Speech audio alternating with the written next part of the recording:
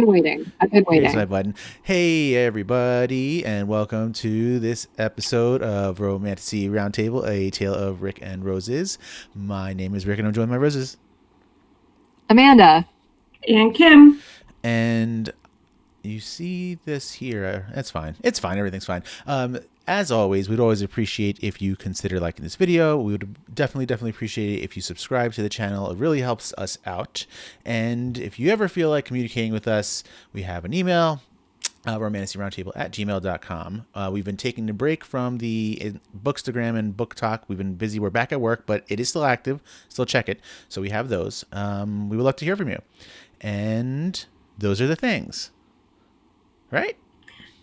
Those are the things. It's been a while. I haven't done this setup in a while, so I don't know what button to press, but I think we got it. It's been like almost a month since we've recorded. It's been like 3 weeks. Yeah. Recorded. It's been like 3 weeks since we recorded, and then it's been like a month since we recorded on this setup. That's true. So. Because our last 2 episodes were recorded live in front of a live studio audience of Kim's animals. All of my fur babies. There it is. Also, if you're watching this on YouTube, right now it looks like Rick and I are dressed in different hemispheres. I was wondering about that. As I'm wearing like a winter hat and a big sweatshirt, and he's like rocking a tank top. I just grabbed the first thing I saw, and I was like, I gotta go. I got up here, and I was like, this was the wrong choice. And in true mama bear, baby bear, whatever it is, I'm wearing a t-shirt in the middle. Just right.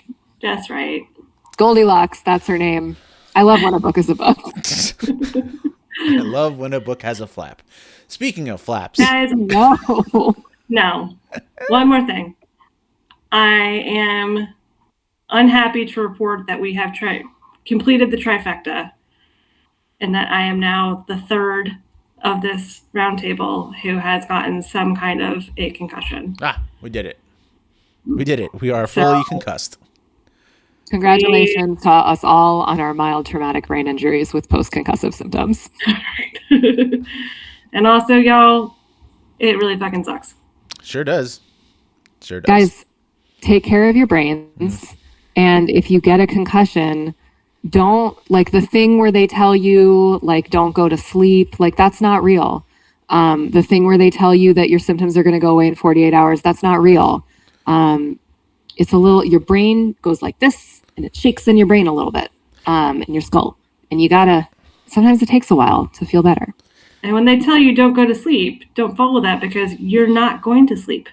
Right. Because your brain is all fucked up. And so your brain's like, I don't know what I'm doing. And I'm just like swimming in inflammation. Right. Some people sleep too much. Some people don't sleep at all. Anyway, this episode is brought to you by Brainwell.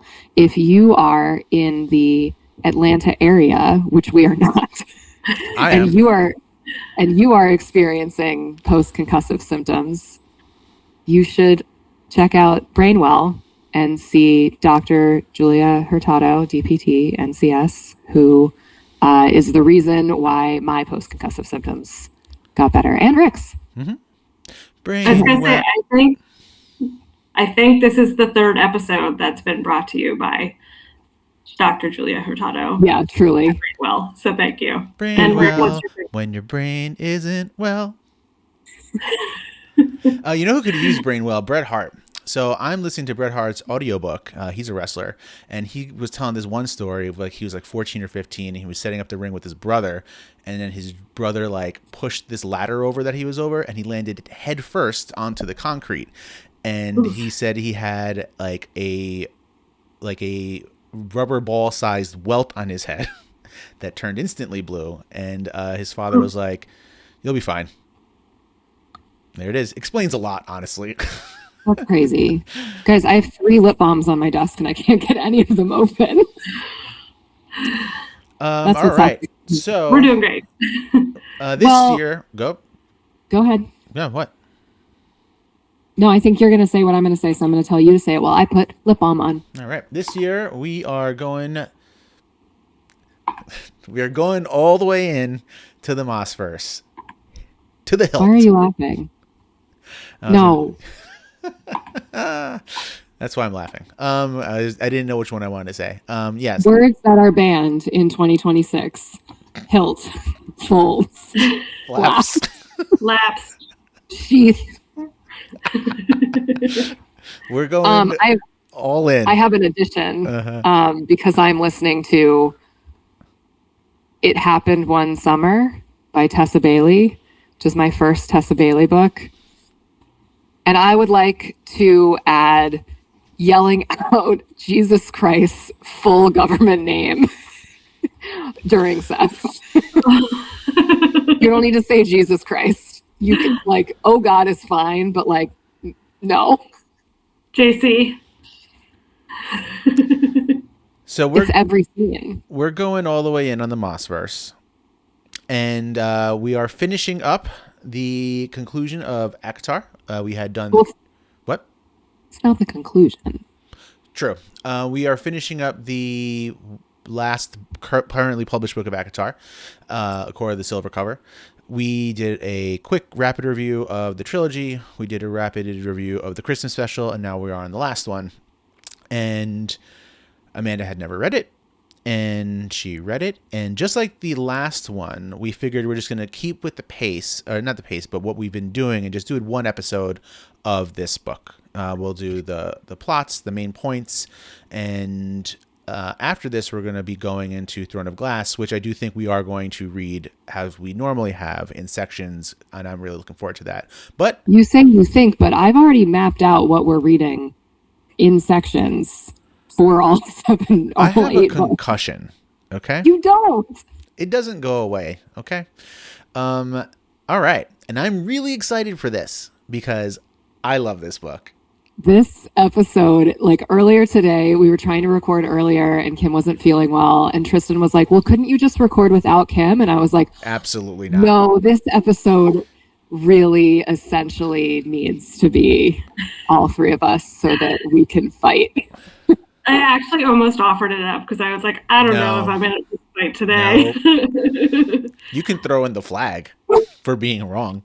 You're wrong. Also, I made the notes today, which may totally suck. Also, I had to pay for the upgrade on ChatGPT, so thanks, y'all. But there's a lot about this book that I had forgotten. Surprising.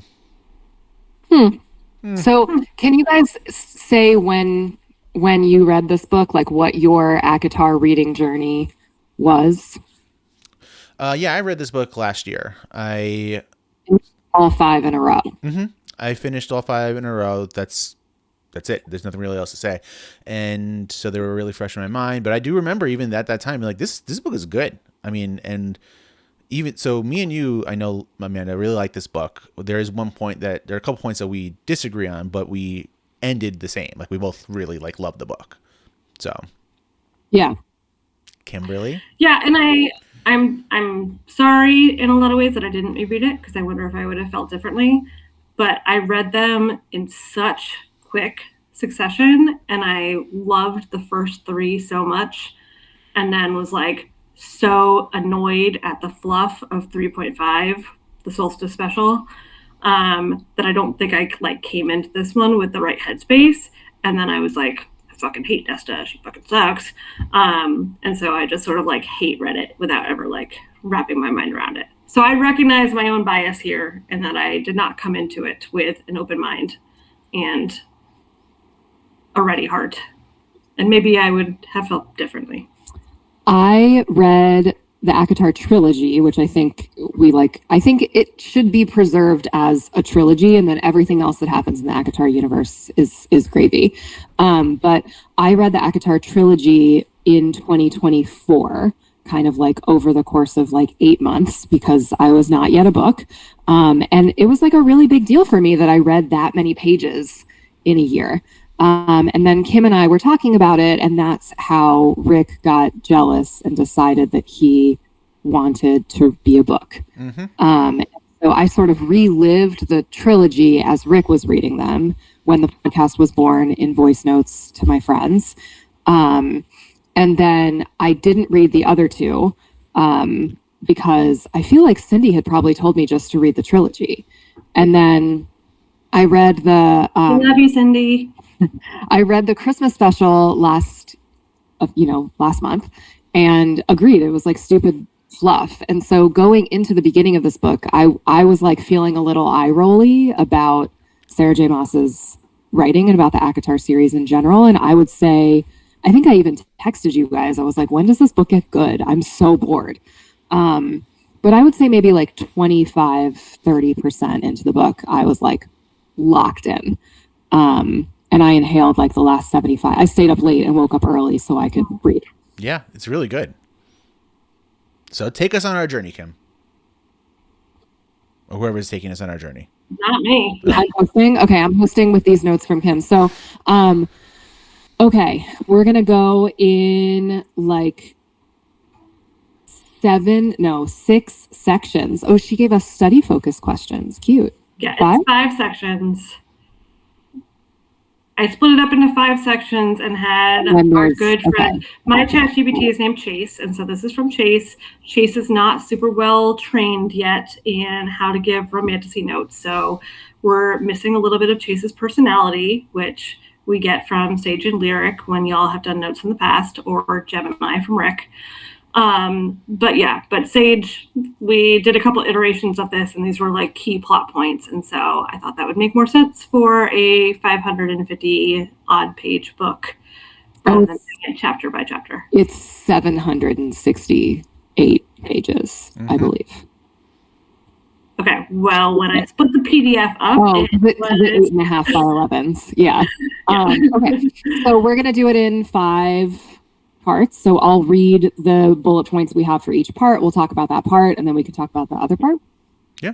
Cool. So part 1, it is themed collapse, power, and loss of control. So it's about the first 20% of the book. The cauldron as defiance. Nesta's memory of her making reframes the event as an act of resistance. She does not simply survive the cauldron, she takes from it. This establishes her as unfinished, dangerous, and bound to ancient power. Do we need to talk about these by bullet point? Do we need to talk about that? Let's talk about that. Sure. So Nesta was made in the cauldron. Mm-hmm. She was kidnapped by the King of Hyrule and dragged into the cauldron, but Elaine went first. Mm-hmm. And Elaine was made. And so when Nesta went into the cauldron, we get throughout this book, a lot of her, PTSD, nightmare flashbacks about her like in the darkness and drowning, and her just like clawing at the cauldron and taking something from it. It doesn't seem clear that she knows what that something is or was. Right. Agreed. Any other thoughts on Nesta and the cauldron? Points. Oh yeah, she points. She loved to point. That's true. She does love to point. And she points a couple times in this book, and every time I'm like, Self-destruction as unresolved trauma. Nesta's present life, alcohol abuse, isolation, and emotional detachment. And I would also add hoeing about. I told you. I would like an apology. Yeah. From you. I don't think I need to apologize. First of all, don't point to me. I don't think I need to apologize. You had said in the court of the Christmas special that she quote unquote was sleeping with random. That's not what I said. What did you say? I said she was whoring it up. Okay, well, I don't want to say that. She's got hoes. That's right. She does have hoes. No, she's a hoe.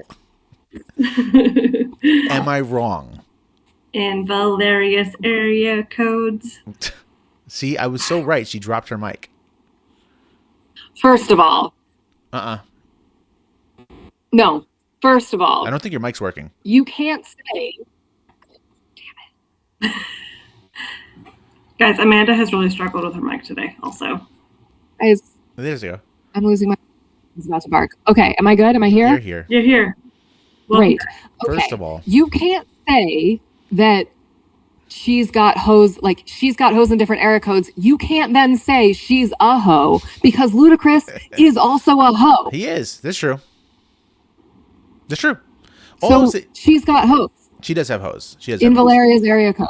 She does have hoes. Valeris's. Hilarious. What's Valeria? That was me, my concussion. No, but I think that sounds familiar. So probably a medicine. Probably medicine. That would be a Body fun part. game. Is it a medicine? This Is it a medicine or episode a, is brought to a you by romantasy? Valeria. Is it a medicine or a romantasy world?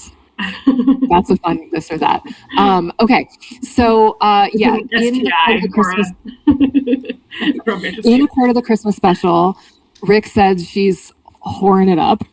And I said, in that book, she is not. Like, it is implied that she could do that, but it's not what's actually happening in the scene that we were talking about. And so I said, no, she's not.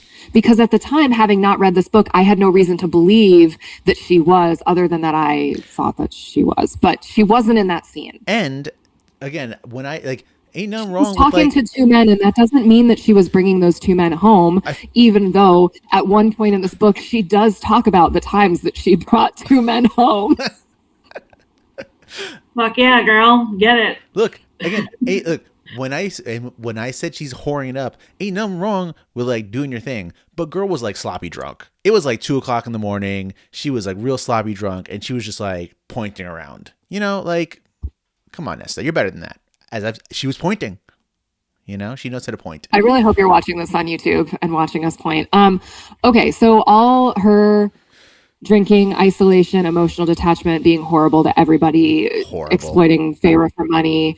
What? Horrible. Being horrible. Reveals that survival has not brought healing. Her power remains volatile because her pain remains unaddressed. I think we just talked about her hoeing about being a woman about town, being a woman of the 21st century, being a liberated, chasing pleasure female. Kim, at what point do you want to talk about how Nesta is terrible? Is now the point, or do you want to talk about it later?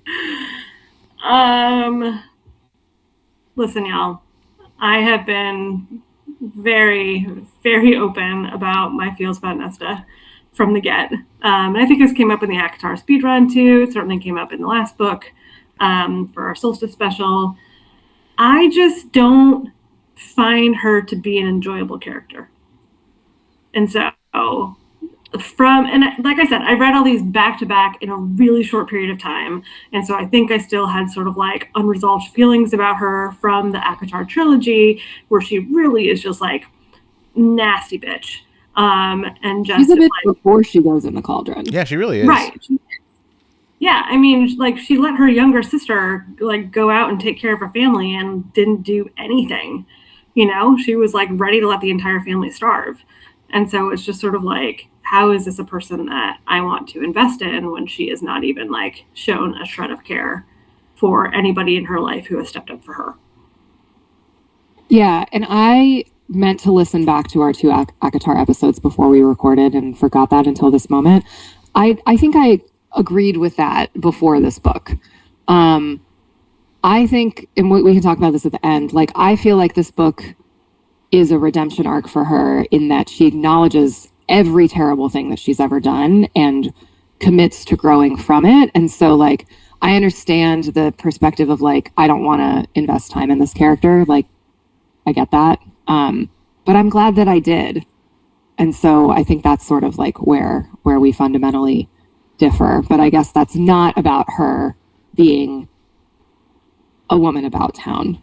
No. That's about her being... She can go like fuck around, babe. You know, like, have the time of your life. All for that.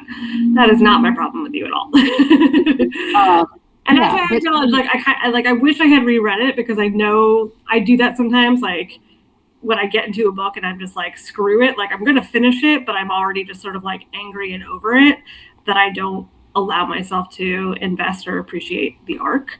And so yeah. I am acknowledging this flaw in myself, and that I might not be giving Nesta enough credit for the fact that Faye can grow. Faye can grow.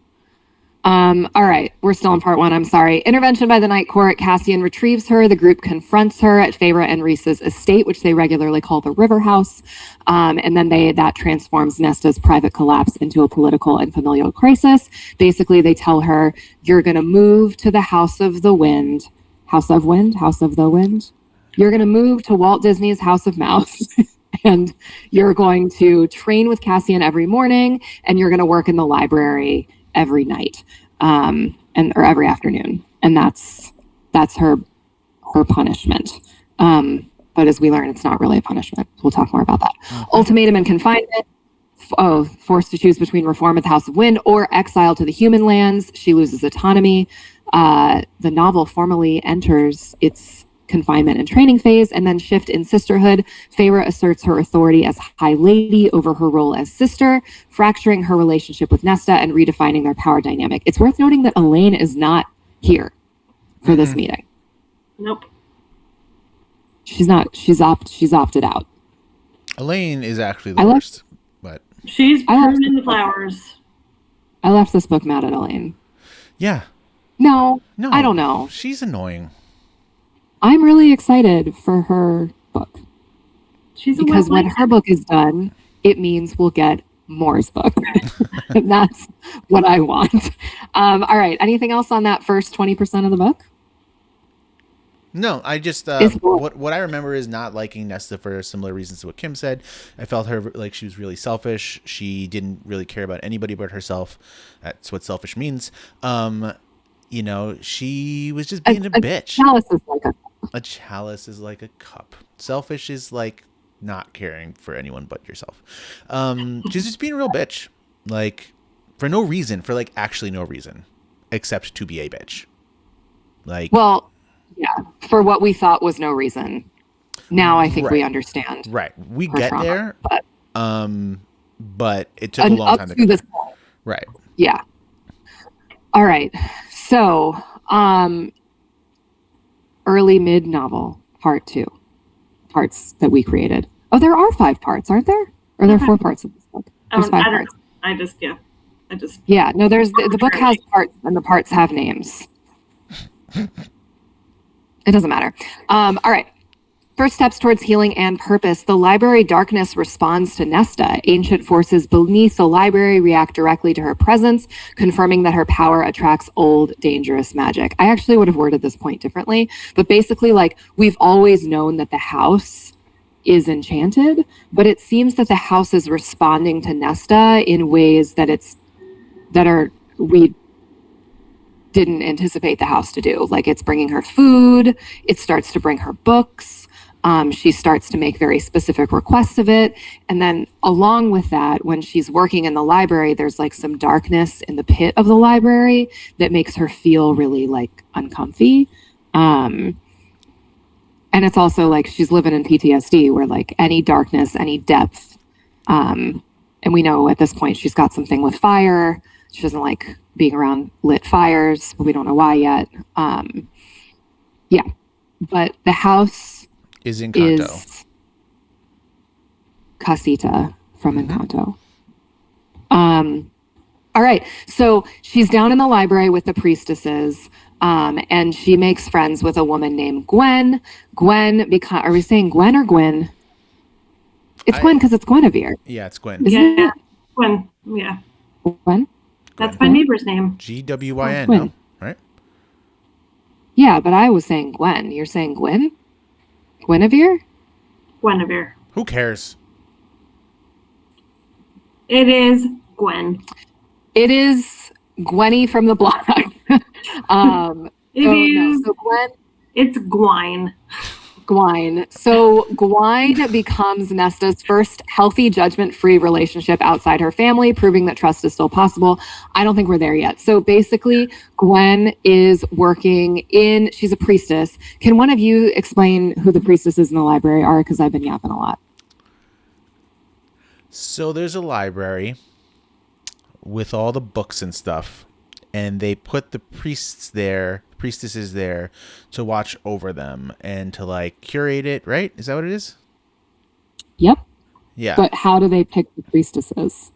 Oh, Wasn't this it was women who've been like assaulted, right? Like sexually assaulted, right? Wasn't that what it was? Yeah. So it's like broadly like women who have been survivors of trauma. Right.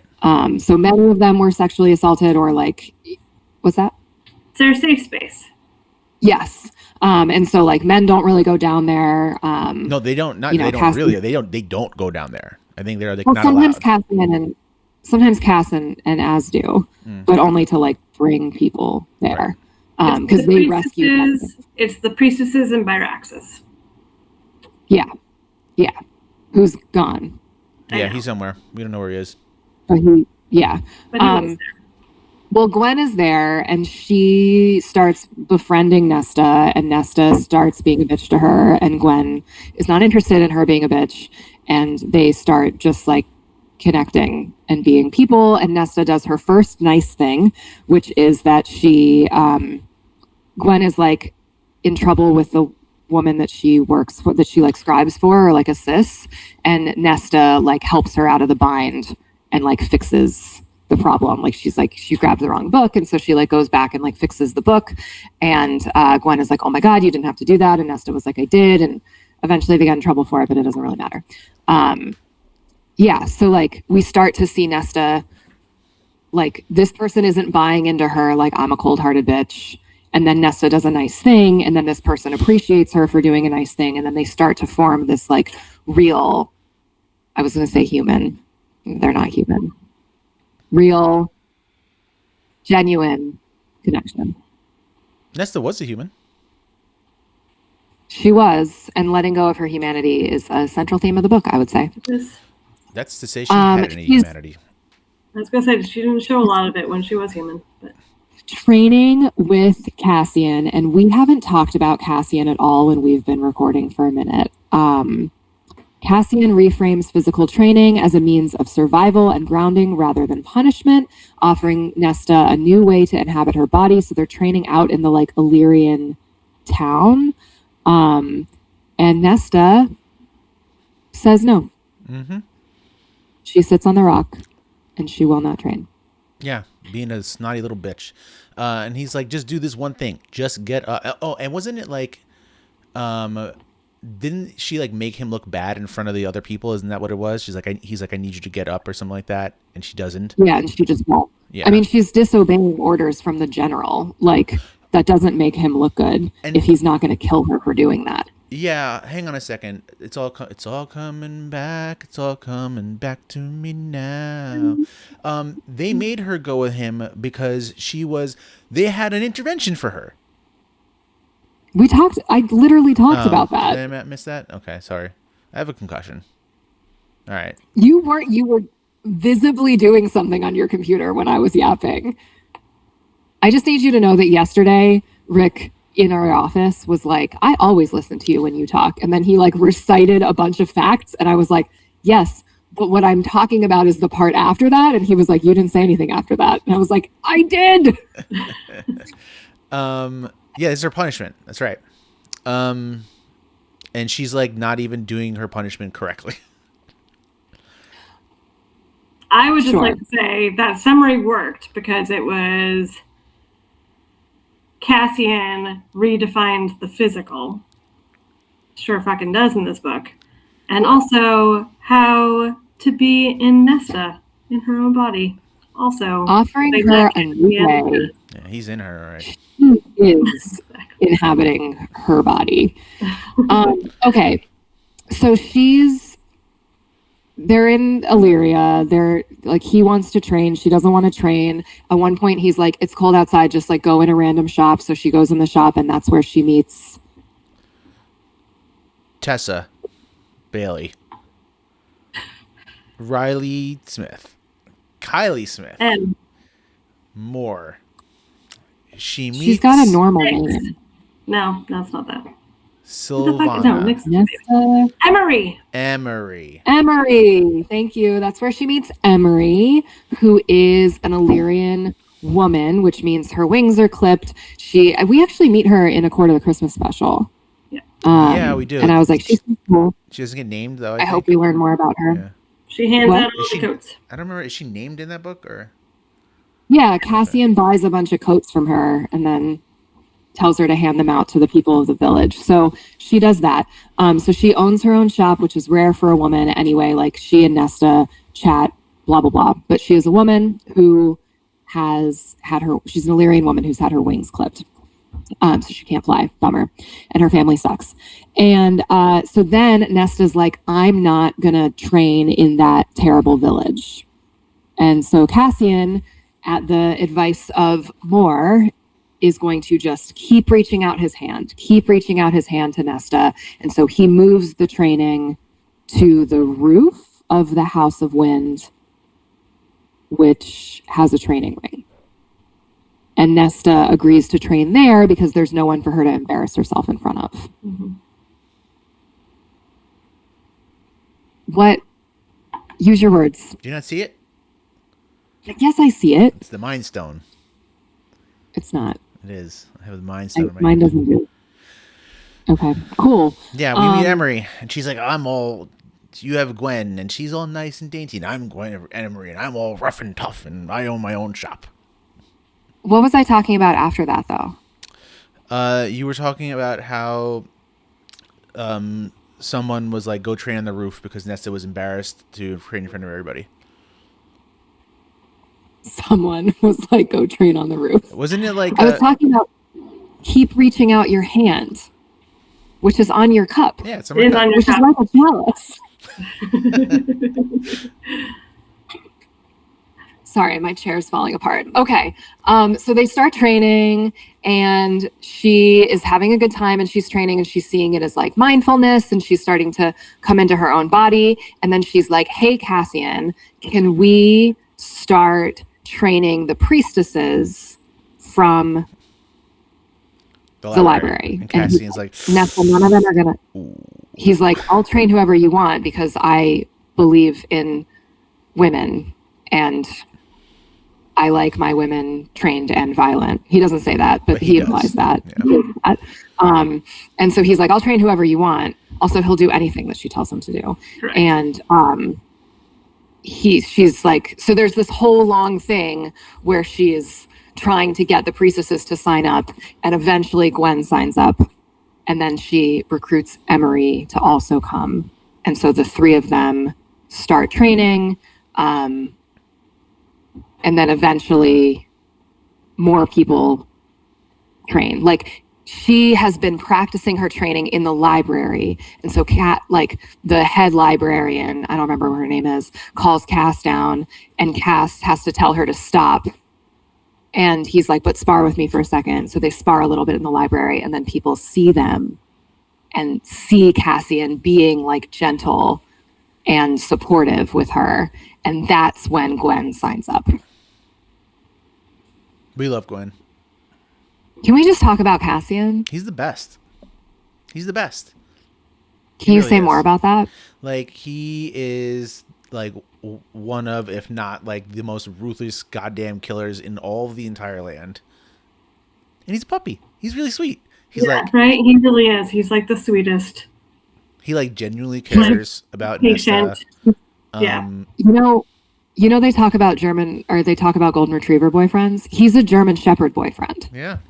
Like, he's like ruthless. Like, he will bite your neck in these streets, and then he will also bite your neck in these sheets. Sorry, I felt like I had to do that. No, but as I have a German shepherd, and she's a weenie. Like, she's just like ruff, ruff, ruff, ruff, ruff, ruff, and then like she's so snuggly, and she just wants to lick your face, and like she's just such a little soft girl, and she loves her people so much. But then she's like, Urgh. He's a German shepherd boyfriend. I mean, it's also like a pit bull mix. He's Samus. No, which he's is smart. Cassian's smart. Cassian's smart. But also, we'll take another dog out, as Rick knows all too well. Sure do. And also just be a cuddly, ridiculous bud on the couch. I love him. Strong contender for book boyfriend of the year. Don't know how anybody's going to top it. Someone has not met Farron Kane yet. It's January 10th. It's fine. I think I read my book of the year too. It's fine. I don't know. It's certainly not the guy in the book that I'm listening to now. You don't know Farron. His Kane. name. First of all, it's Kane Farron. Whatever. Well, it depends. They call it, we're not gonna do that right now. If you read Alchemized, you'll know. Okay, so Yeah. by proposing training for the priestesses, Nesta directs her pain into collective strength, initiating the Valkyrie arc. And then conflict with Elaine opens old wounds. Nesta chooses the stair descent, self-punishment and not self-destruction, signaling fragile growth. I know Valkyries and stairs are two things Rick is dying to talk about. Oh my god, I actually love the stairs. The stairs are great. Like, I think it was Cassian, maybe. She's like, let me out. He's like, all right, you can leave whenever the hell you want. He's like, the stairs are right here. She's like, I'm out. He's like, yeah, if you can get to the bottom, you can do whatever you want. And then for like 50% of the book, it's Nesta versus the stairs, and she keeps losing because it's like 10,000 steps. So it's really funny. It's 10,000 steps. Is it? Nice. So that's great. The Valkyrie one. And then every time she has to climb back up the stairs. Mm-hmm. Right. This is my whole problem with this arc. Until this last week. Because I was like, it's easier just to keep going down than it is to turn around and go back up. And then I destroyed my knee on Tuesday when I also potentially got this concussion. And I can go up the stairs, but I cannot go down them. So now I feel Nesta's pain. I think also, like, at this point, it's her being, like, a defiant asshole. But, like, later, it's her just, like, she needs to do it.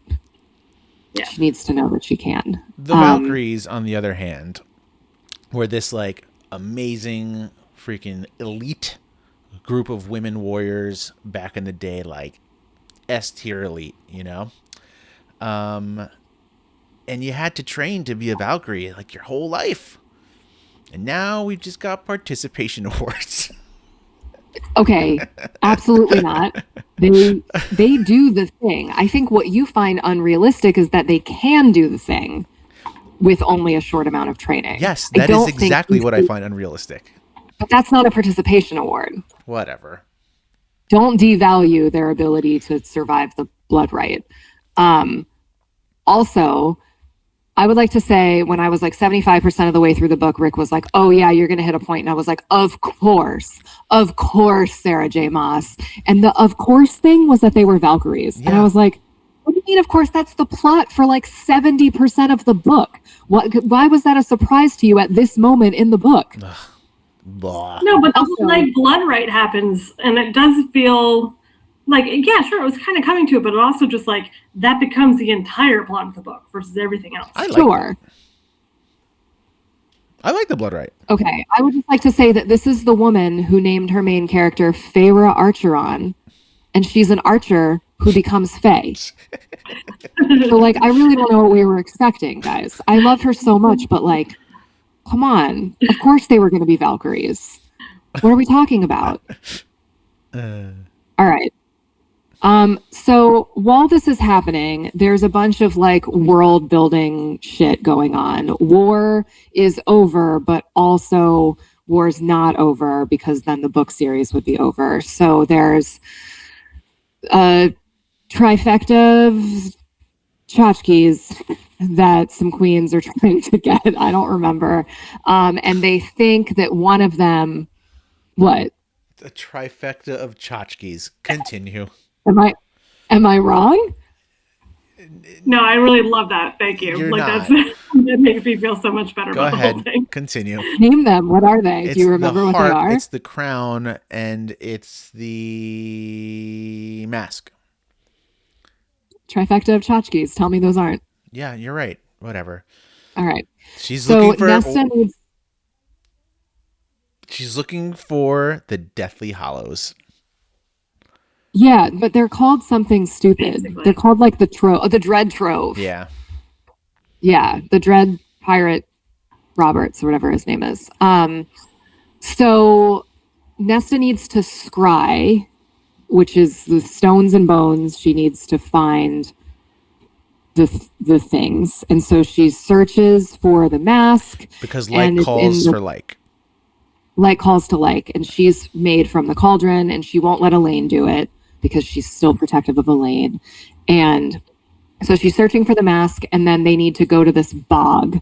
And so they go to the bog. This is part 3, the mythic threshold claiming death. Okay, so they go to the bog of Orid, and it's Nesta, Cassian, and Azrael, and they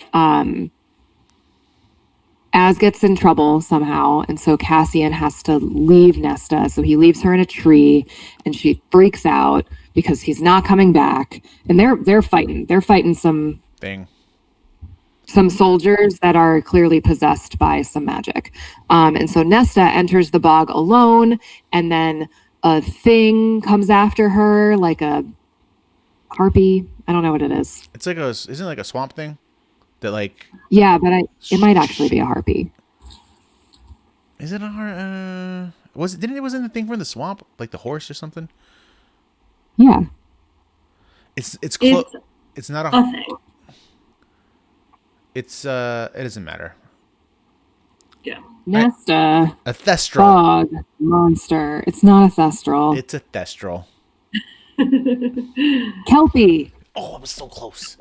Okay. I said harpy.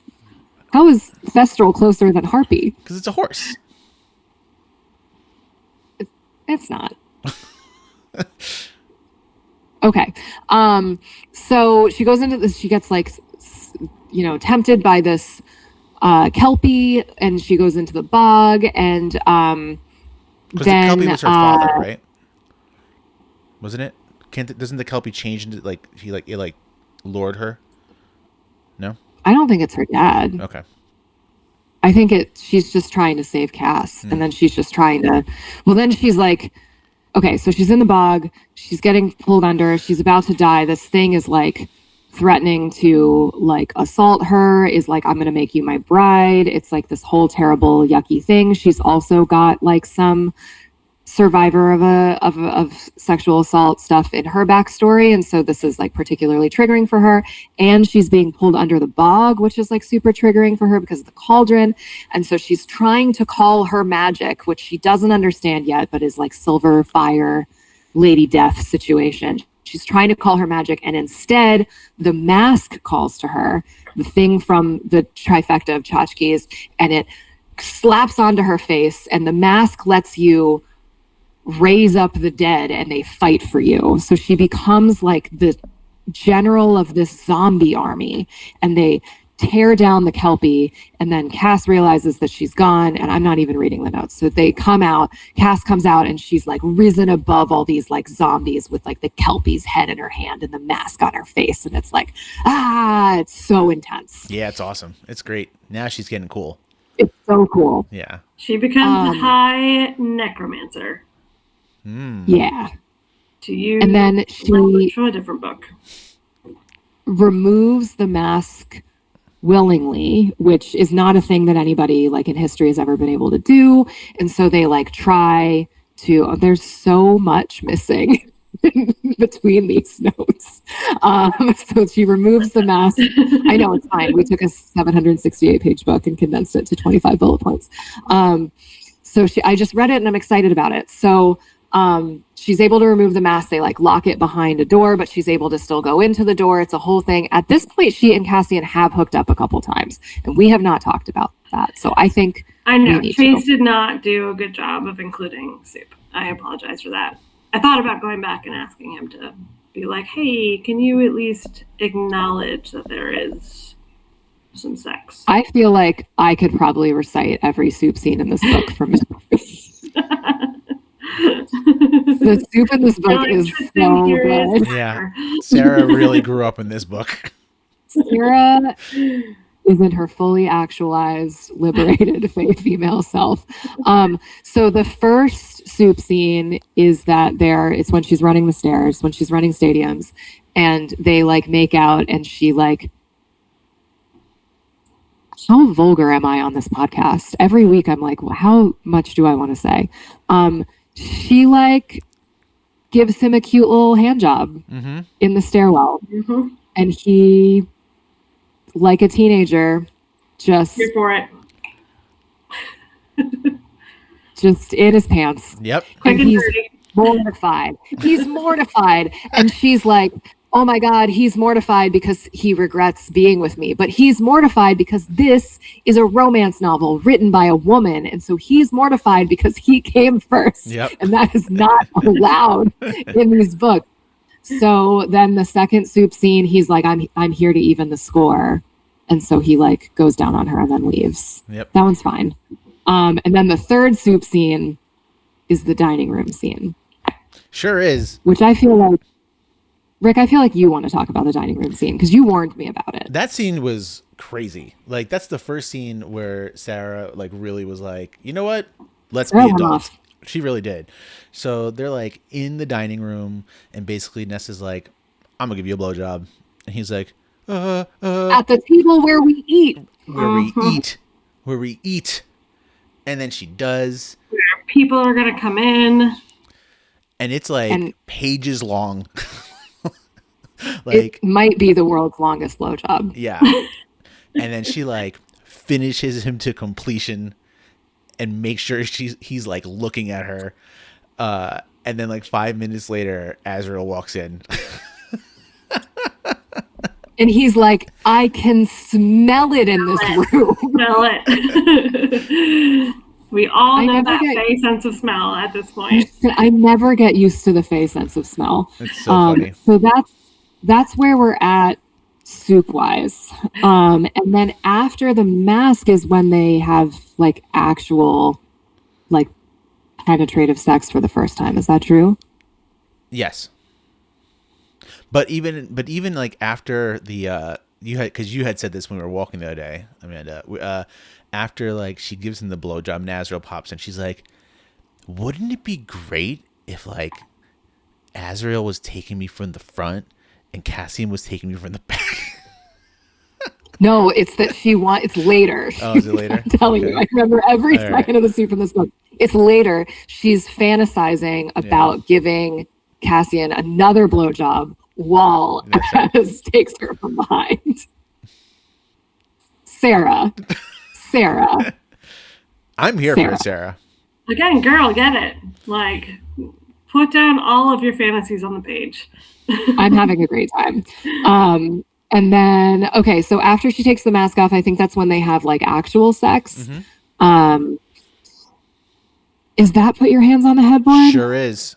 I think it is. Oh. I'm pretty sure it is. I was supposed to reread the soup this morning, and that didn't happen because I think they go. I think it is either that one or the next one. I don't know, but she keeps being like, "It's just sex. It's just sex. Mm-hmm. We're only having sex." And so when it's done, he's just like, "Bye," and then he leaves. And she's mad. But they're talking about how they're like thinking about each other constantly. They're like, there is so much soup in this book, and it's not just that there's a lot of soup scenes. It's that like Cassian and Nesta are so obsessed with fucking each other. And it's all they think about, and it's all they talk about, and we're in both of their minds, and it is constantly what they're thinking about all the time. There's so much soup in this book. It's great. Okay. Let's talk about the harp. Yeah, let's talk about the harp. All right, so we're back to the trifecta. The next note says that they're in the prison and they're freeing the harp. And there's like a lot of stuff that's going on between now and then. But we haven't talked about Feyre at all either. Oh. All right. I'm going to talk about the harp and then we'll talk about Yeah, Feyre. we'll do a quick talk about Feyre because I got to get Popeyes at some point in the next hour. What? This is a long book. Okay, so they go to the prison because they got to get the harp. The evil queen, who's old, one of the human queens. I don't remember her name. It doesn't matter. She's the big bad in this book, but she's not. There's a bigger bad who's like working with her. But she has the crown, so they have to get the harp. And so they go to the prison where the bone carver was to get the harp. And there's the Lanthus who was there. And so they get the harp and they accidentally free the Lanthus. And the Lanthus tries to kill Cassian. Because Cassian and then put him Nesta. there. Yeah. And Nesta, he's unkillable, and Nesta manages to kill him. Yeah. Like, and also she uses the harp to like the harp has, 26 strings or whatever, and she plays one string or like 3 strings to move this amount. And so she's like, oh, I think I can probably play 3 strings and that'll transport us to the lawn of the house on the river. And that's where I left off. And Rick said, oh, the house on the river, that's important. And it wasn't. I didn't say for what.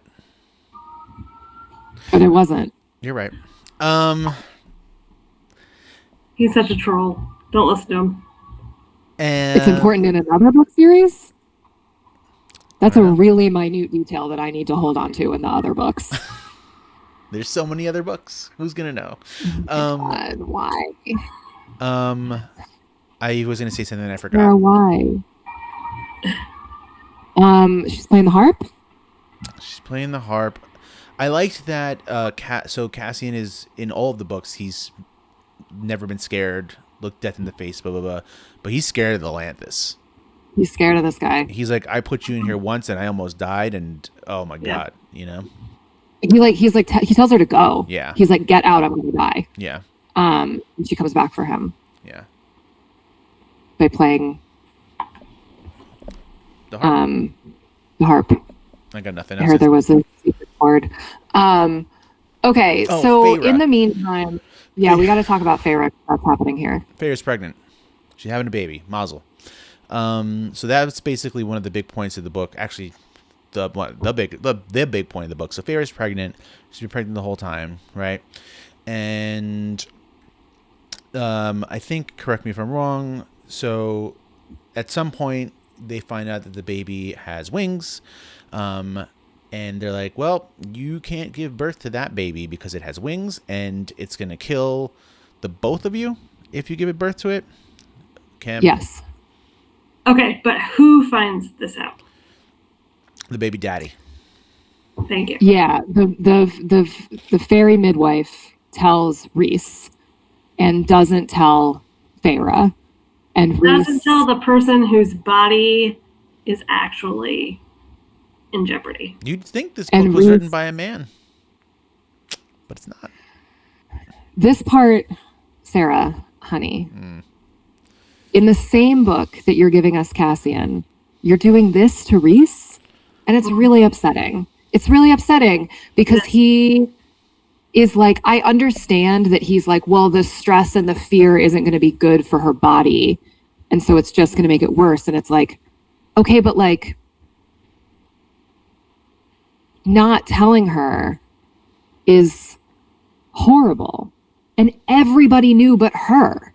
It's her fucking body. It's her Tell body. her. Let her make a choice, or let her at least have a conversation with y'all about like what's going to be best for her. I wish And, this like, book it's was written This is by a also, woman. let's be honest, this is like the other reason why I hated this book is And I think because I hate this a is a valid pregnancy reason. trope, to hate Rick.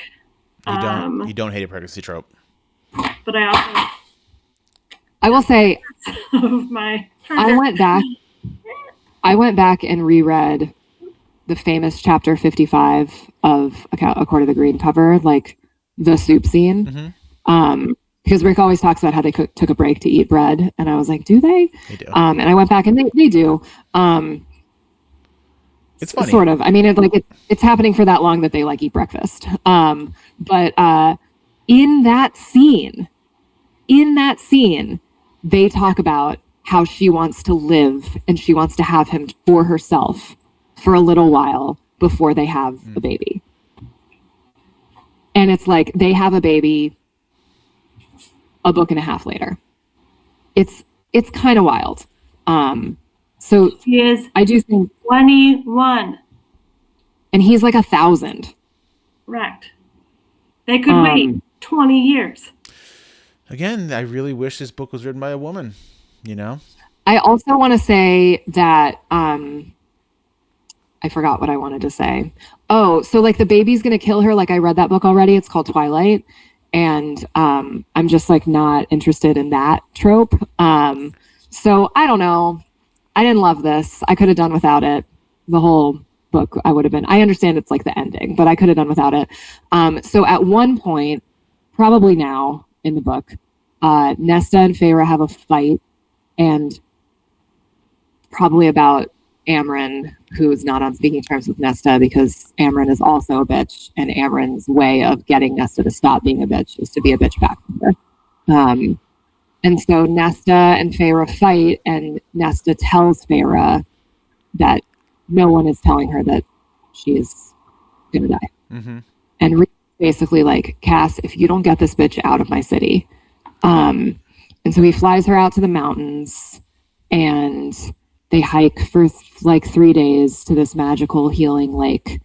And that's where Nesta unloads all of her trauma, her lifetime of trauma, and admits that she's a terrible person because she pushes everybody away because she's not worthy. She didn't save her father. She couldn't save her sisters. Her mom like instilled in her that her only job was like to be beautiful. She's a really good dancer. That's like a plot in this book. And so basically she's like, I'm so fucked up and I push everyone away and they hate me. And he's like, I don't hate you. And then they basically are in love and they're like fucking in the woods. Aw. That's sweet. It's great. Yeah, that's right, Kim. Yeah. All right. And then at some point around, I don't know when the harp happens, but like, I don't know when that happens is it before or after the harp? I don't know. The second Chachki happens. The second Chachki happens. The third Chachki is already, being held by the queen. And also like the way that she scries to find the harp is like she goes to this like stone palace that the priestesses sing in. And like all the priestesses are training now, and it's like this whole thing. And so they're trying to cut this ribbon because if they can cut the ribbon, then they'll be Valkyries. And so they're all training, and they finally cut the ribbon. And so Azriel and Cassian, because now Azriel's helping them train too. Azriel and Cassian are, they build this like obstacle course. They build the gauntlet on the roof. And so they get through the gauntlet, and the Illyrian head bitches in charge, I don't know, the head Illyrian babies in charge are like, you did the Blood Rite qualifier, you can do the Blood Rite. And then Nesta gets mad at Cassian. She tells him to leave her alone. Why? Oh, because the mating bond. Right? When does the bond lock into place? Don't know. After solstice. They're in the house. They're in the house on the river. After solstice, he's like, this isn't just sex. And she's like, yes, it is. And he's like, it's not. I've loved you since the moment I met you. They don't say I love you, but it's like, I've felt this way about you since the moment I met you.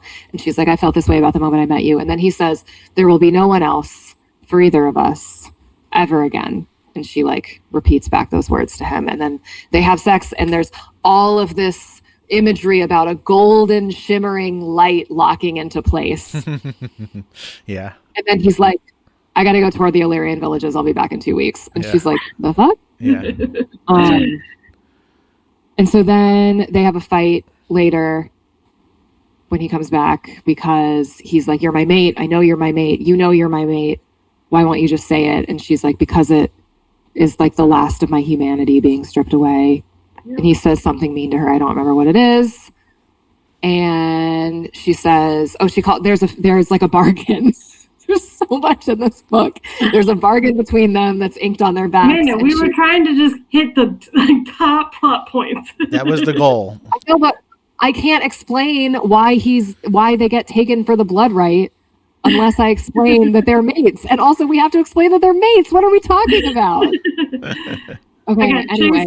Chase was just like romance, love, all that kind of stuff. What is that? She calls in the favor. She says, get the fuck away from me. Don't talk to me. Oh, right. And so then she goes out to Illyria with Emery, and then Emery calls. They have a sleepover. Yeah. Before this. Yeah. Do it for the miniature Pegasus. Mm-hmm. We love the miniature Can Pegasus. you talk about the miniature Pegasus? Can you talk about that? I'm talking so much. I'm listening. You've read it most recently. I'm chiming in. I told you I'm bringing vibes. Do you remember the miniature Pegasus? I do very vaguely remember the miniature Pegasus. I remember the line. Okay. when Cassian is touring the Illyrian villages, He tells them about the Pegasus. He's giving them what? He tells them about it, right? Go ahead, talk. I don't think Cassian's involved at all. All right, go ahead.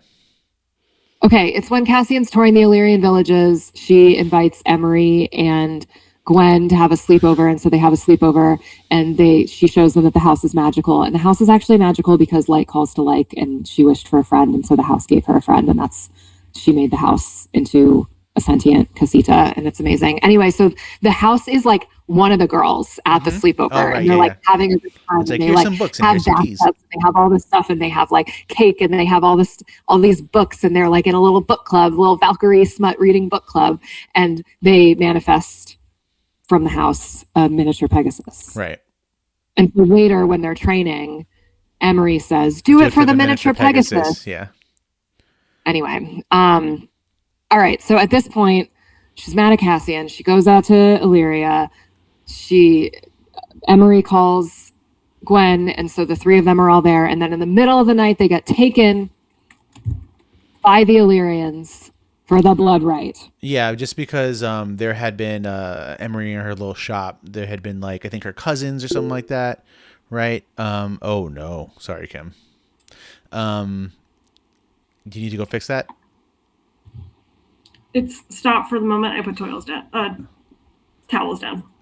I think her cousin was like, "You need to sell the shop to me" or something like that, and he was getting all angry. Women can't run shops. Women can't do anything, and he was getting all angry with his boys. And then he saw them training, and they all got jealous of them, and they snatched him up. They snatched him up, and they put him into the actual Blood Rite because that was going on. Yeah. So the three of them are in the Blood Rite. Cass can't help them because it's against the law, and he's losing his mind. And also, he's got to go. Their like heiress has been kidnapped or something. I don't know. So they've got to go. We don't have time to talk about Eris. He sucks, but then he doesn't. It's fine. And so they go deal with that, and then that was all a scheme from the crown. I don't remember who the queen and like the evil god thing that's controlling her are doing that stuff, and then Nesta, Nesta and Gwen and Emery are putting the Blood Rite, and everybody's freaking they're doing out. The Blood Rite, and they're doing it together. They're going to reach the top of the mountain together, the same way that Cass, Reese, and Oz did, then with the crown, you can control people. And so the Blood Rite ends basically. And so Cass gets transported to the mountains. They're almost on the mountain. Nesta's like, go ahead. So Gwen and Emery make it to the top. They survive the Blood Rite. They're amazing. Inked in history. They're Valkyries, etc. Nesta is fighting the cousin or whatever, and then Cass and the queen shows up, and Cass is going to kill her. Yeah. Because the queen is wearing the crown, and that's what she's telling him to do. And then he would rather kill himself than harm Nesta. Right. And so he starts to look like he's doing that. Breelin, that's the queen's name. He starts to look like he's doing that, but then her magic comes back, and so she destroys the queen, unmaking her entirely. She like vanishes to dust. And then she goes back. They all go back to the river house where Feyre is giving birth. Muzzle. Bleeding. She's not giving birth. She's bleeding. Right. And so basically they can't do a high face C-section because it's never successfully been done before. She's going to lose too much blood. And she can't shapeshift because they think it'll be bad for the baby. And I would like to argue that she should just fucking shapeshift, but it's fine. So they can't do anything for her. They cut the baby out. They're having a C-section. Baby's not crying. Feyre is not responding. Feyre and Reese have this like stupid death bargain. They're both going to die. Everybody's sobbing. And Nesta has her redemption moment. She shows up with all three sacred Chachkis. She's got the harp, the mask, and the crown. And she halts time and death itself. And she basically bargains with who we think is the mother herself, and says, I will give it all back all of this power, like I'm literally a death god. I will give it all back if you spare all three of their lives, Feyre, Rhys, and the baby, whose name we know is Nyx. Nyx. And yeah. This is a really cool scene. I like this scene a lot because like the way I remember it being described is like you can see the light leaving the bodies, which I thought was cool. And yeah, Nesta gave it all up for everybody. You know, the most selfish person in the entire world. We literally could have done this without the like Rhys keeping a secret from Feyre. We could have done this without like the baby has wings and you're going to die. It could have just been like, you don't have to invent a reason why maternal mortality is high in Illyria. That's like, a good point. It could have just been like a complication that just happened on the spot. Yeah. You know, we don't need any of that. Yeah. It would have been exactly the same book. It's true. Did we need the Blood Rite? I liked the Blood Rite. Sure, like we liked it, but also like I liked the Blood Rite. Did it really it was tie annoying into that the they rest won. of the plot? I don't know. I feel like there's a lot of things in this book that just sort of well, the thing was, it did tie into the and this, and it was just sort of like it did tie into the plot because there were like 3 different plots going on, and that was one of them. One of the plots was like them becoming Valkyries, yada yada yada, and the other was like Feyre as preggers. So they won because they worked together, and the idea is that like no one had ever successfully done that except for Cass, Rhys, and Azriel. So they won because they worked together. But also the Blood Rite was all around like Brielyn and the Queen, and like she had like possessed the cousin and like had like staged the weapons. So like they also won because they had weapons, and the weapons are illegal, but they were left there because this was all part of Brielyn's plan to kill Nesta. So I don't know. They kind of like they won like asterisk. Yeah, because they've been training for like a week. This takes place over the course of over a year. Oh, okay. I mean, not 100 years. But they beat people who've been trained their whole lives. Whatever, it's fine. Look, I'm reading... Because they work together. I don't want to hear it. I'm reading a book about fae and magic. So whatever, I have to let it go. It's just like, whatever. So I'm the negative one here about this book. I love the book. So Feyre, Rhys, and Nyx survive. Basically what happened is Feyre gets Illyrian lady hip bones, and so she can birth a baby with wings. And Nesta like was like, oh, by the way, I gave myself them too. And Cass was like, oh my God. And it's like, if these bitches get pregnant in the next book. That's so funny. She said she wants to take her time, but I don't believe her. So Nesta relinquishes most of her magic willingly, but sort of as a bargain, or like sort of as a thank you from the mother for like being so selfless, she gets to keep part of it. Gwen and Emery's victory redefines Illyrian tradition. And Nesta claims love, home, sisterhood, and future, completing her arc from isolation to wholeness. We didn't really focus too much on her like healing, but that is really like the plot of the whole book. There's all of these things that happen, but like if you were to ask me what happens in A Court of Silver Flames, I would say Cassian and Nesta have a lot of sex. Nesta heals from her post-traumatic stress disorder, and saves the world. Yeah. And starts a smutty club with friends. That's pretty good. I love that. Yeah. Stars. So the Nesta arc, the Valkyries, the Friends, the Blood Rite, the Holy Trinity of Chachkis, the Cassian, 5 stars. The Feyre shit, 0 stars. Oh, really? 0? I don't know, 2. Because like I said, it could have been exactly the same book without that. All right. And so I'm giving this book 4 stars because there's just so much book that is about the stuff that I liked, that even the stuff that I didn't like, I can't. It's like maybe a 3.75 for me, but I gave A Court of the Red cover 4 stars, and I liked this so much more than that. So it's 4 stars for me. I I know what Kim's probably going to give it, so I'm like, should I just give it 5 stars so it lands at a 4? I'm going to give it 4 stars as well, but with the power of 5 stars, so Kim can't bring her average down. So that's what I'm doing. I really like the book a lot. I find some of the parts like really eye-rolly, like of course, but like they didn't take away from like how much I had fun, how like I liked the favorite stuff. I didn't hate it. One of the things we didn't talk about was like how I like, not the snowball We didn't fight. talk about the snowball fight. How I thought, how I was like, oh well, Tamlin's not the worst. Reese is getting there. Like he just becomes a little overprotective, and we see that come out here. But I like an adventure. I like the holy trinity of Chachkis. I thought that was really cool. I love the world building, and I just really enjoyed it. 4 stars with the power of 5 to prevent Kim. And apparently my opinion doesn't matter then. Welcome to Trump's America, right? No, this is Zarwin's New York. Your opinion matters. Go ahead. Go. Yes, Rick is correct. I was going to give it a 3.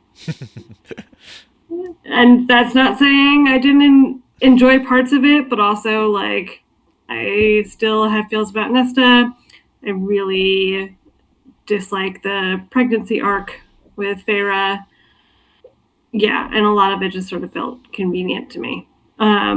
Even though, like, yeah, it's an easy read. It's a fast read. There's a lot of plot. There's a lot of action. So, like, that's fun. So I'm not discounting that. So, yes, I give it a 3. So it's a 3.75 from the Roundtable. We didn't talk about the snowball fight. Oh, go ahead. We can talk about the snowball fight, and we must before we talk about the soup. So when it's solstice, they just had mind-blowing sex. Their mating bond just locked into place. He is the most feared general in Illyrian history. She is literally a death god. They wake up, and he goes, "Oh no, I'm late." And she says, "For what?" And he says, "For my snowball fight." And she goes, "What?" Those are like, but those are the exact quotes. Yeah. "Oh no, I'm late. What are you late? Like, oh, do you have plans? The snowball fight." And she goes, What? 11 out of 10. I was going to say, we can do a soups and snowballs. Okay, 5 snowballs for sure. 5 how many soups? 5. It's 5 for me. It's 5 cans of soup. This is the first book. I had only read 4 books in my life before this. Guys, I told our whole school that Rick learned how to read last year. It's the first. And they were all excited for him. Yeah. He learned how to read for fun. He learned how to read for fun. This was the first book that made me my jaw open. I was like, "Oh, whoa, is that what we're doing now?" It was great. She truly took it to another level. So it was 5 for me. Yeah, I'm happy with the 5 also. I think it was also the appropriate amount of soup. Because, Amanda, I know you've talked about, like, you found your soup limit before. And you have to have a balance. And so I think it is, like, really, really good soup, but also not overdone. And still fresh. Each time feels super fucking fresh. Unlike some of the books that we've read where it's just like that was the same thing. I completely agree. And also, even though I say like you're in their minds and they're both thinking about sex constantly, she's like thinking about training to be a warrior and is like, "Oh my God, and his ass looks so good in those leathers. Anyway, I'm going to rip that bitch's face off." Yeah. Like it is like peppered in a way that like, they're like, we know they have a lot of sex at the lake. We don't see them have sex at the lake. It's just like in between, healing and resting and eating and getting used to being around fire because it sounds like my dad's neck snapping. We also had a lot of sex. And it's like, I really appreciated, I think you're right. It was the right amount of soup. I always say 5 stars, 6 stars, 100 stars when I like a book. So I feel like 5 soups, 6 soups, 100 soups. This is my favorite soup I've ever read. Yeah, it's great. Love it. So I think this is all right. going into tier 4 for us, right? Is this going to go into a high Fae tier? High Lady of the Night Court. High Lady of the Night Court. I think that's where it's. She's a High Lady of the Night Court, and she's a 5 can of soup.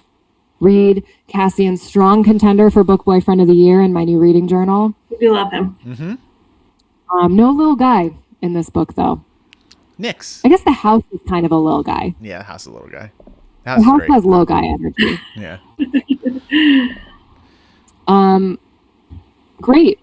What do we think the next book's going to be about? Elaine and Azrael. No comment yet. Okay. I would really like to read a book about Moore and Emery. Yes. I do think it's going to be about Elaine and Azrael. Oh, it is. But I hope she is smart and capitalist enough that she will also give us a book about Moore and Emery.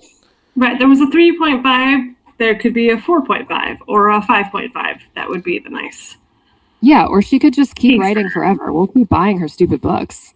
Right. But she's also exploring the rest of the Maasverse. Yeah.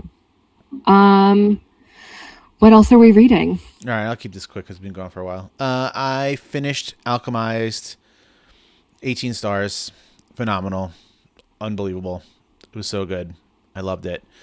It's going to be hard for a book to beat that book. And I read it like by January 1st.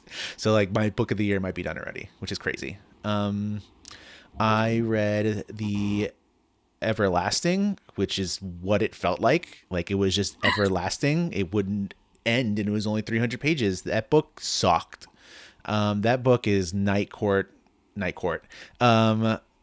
No, we love the Night Court. We do love the Night Court. That book is what's the Stupid Circus one? Night Circus. That book is Night Circus tier, man. It is just like literary and beautiful. I should have DNF'd it, but I can't. My brain can't do that for the most part. The story was good, and then it wasn't. It was good, and it wasn't. The characters sucked. Like, don't come at me with it was beautiful. Fuck out of here. I read Butcher and the Blackbird, which I finished yesterday. And that was really fun. Had a great time. And I'm starting Dungeon Crawler Carl 3 right now. I read over break. What's up? Rick's trying to win the readathon at school. Yep. He's going to. It's going to happen, I believe. Over break, I read Dungeon Crawler Carl 2 and 3. And I am 25% into Alchemized as well right now. Also really enjoying it. It's keeping my attention. There's a lot to go. But I got past the point of trying to understand the Harry Potter-ness of it. Yep. And can just like accept it for the book that it is rather than being like, okay, how is this Hermione? Yep. How is this Umbridge? How is this blah, blah, blah. So that's good. So excited to see where it goes. I read like so many books over break. I don't really think any of them are worth writing home about, except I read Love on the Brain, which is like the third of Ali Hazelwood's like STEMinist books, and I quite liked that. But other than that, like I don't really think any of them were. I read 102 books last year. I did it, y'all. But they were all fine. Those ones at the tail end were fine. And then this was actually A Court of Silver Flames is actually the only book I've finished this year. I got about 30% into The Nightingale by Kristen Hanna, and I DNF'd it. It's not a DNF forever, but it is a DNF for now. I just am not in a place in my brain where I can be reading books where I'm meant to feel sympathy for people who feel sympathy for Nazis. I'm just not doing it. Yeah. Yep. So like I hit the point where she knocked on her friend, and I was like, and I'm good. Yeah. And I stopped. So Kristen Hanna, my sister said when I was texting her about it, because she just read it, she says she feels like Kristen Hanna writes grown-up American Girl books. So they're like these real like feminist takes on specific historical eras. And I think that's a really beautiful way of explaining it. She's a great writer. I love her storytelling. I just maybe don't want to hear her talk about Nazis. I don't know. I need to only read Jews talking about Nazis, maybe. So I read that or I didn't read that. And then I have been listening to It Happened One Summer by Tessa Bailey, and I started Assistant to the Villain. But I actually haven't been reading that much since I finished this book because I watched all of Stranger Things and most of Heartstopper because we have Netflix back for the first time in like 3 years. Love that for you. All right. So love that. I don't know. I'm working on reading my pages so that we're contributing to the readathon, but all things in moderation. In 2026, I will not be reading 100 books this year. Good for you. Well, and also, it's the disengage and the things that, emotionally you don't have to engage in so that you have the ability to engage in the things that matter. Absolutely. I love that. What's your homework, Amanda? What are we reading next? Okay, we are reading Assassin's Blade, and let me tell you, you are reading. So there's 5 novellas in Assassin's Blade. We're reading the first 3. Cool. So you're reading the first 3 novellas of Assassin's Blade, and then we'll do a different episode on the last 2. We might also do a one-off episode about another book, but we'll talk about that on the next episode. Great. It's been fun. I'm really excited to start the year with you guys reading Throne of Glass. I'm talking to you too, and all the listeners. Yeah. Guys, we got 3 new listeners this week on YouTube. Thank you, Yay! friends. Welcome, new friends. All right. Bye, everybody. Bye. Bye.